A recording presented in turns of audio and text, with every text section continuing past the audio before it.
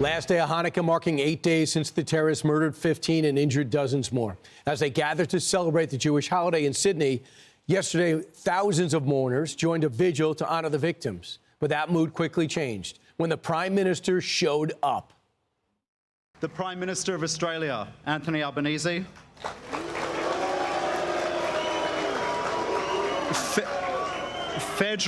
Excuse me.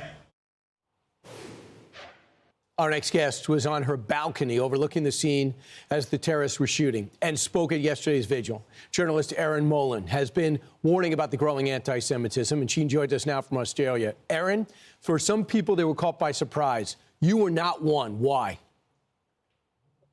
Brian, we have lived with the kind of abuse and harassment that we've seen all over the world, but very different reactions. In Australia, it has been completely ignored. Now, I am not Jewish, but I spoke out on October 9 when we saw people celebrate in this country the greatest loss of Jewish life since the Holocaust.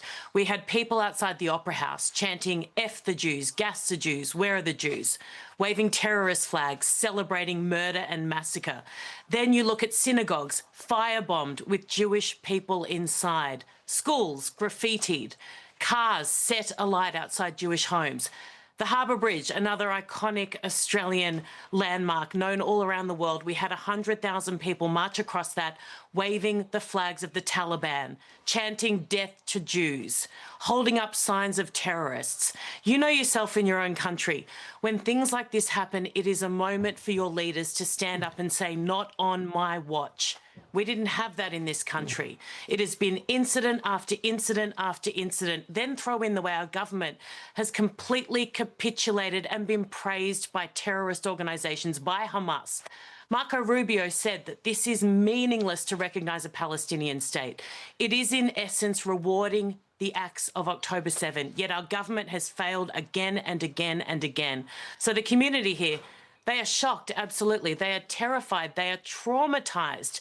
But are they surprised? Absolutely not. Every moment since has led to this moment. Has one person, Brian, who celebrated death, waved a terrorist flag and chanted for people to kill Jews, paid a price in this country? No.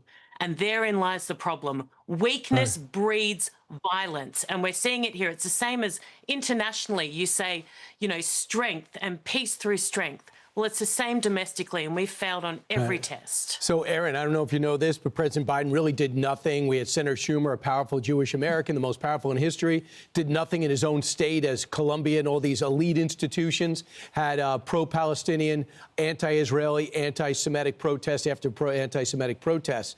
So Trump comes in and changed things. He's making these colleges pay the price. Now, do you think things change in your country without an election? It's a great question. I mean, we'll hear the kind of words that people are meant to say in these moments, but words mean nothing. Look at President Biden. You just referenced him. When he was asked about Iran, oh, they know not to do anything. Do they, President Biden? Because they then killed your troops. Words mean nothing if the people that you're trying to instill fear into or warn don't believe what you're saying because your actions don't back them up. I said earlier, you can sing Kumbaya, we can all hold hands, our Prime Minister keeps calling for unity. That's great. But guess what? The enemy who wants to kill us doesn't care about unity. They're not going to join in. This whole kind of, let's come together, don't let us divide us. Again, that's great. But if you're not willing to do the hard stuff to wipe out an enemy that's trying to kill you, then none of that will count. It won't keep our people safe. Erin, there's no doubt why you were asked to speak at yesterday's eulogy and that ceremony. By the way, there is some good news. You had some heroes.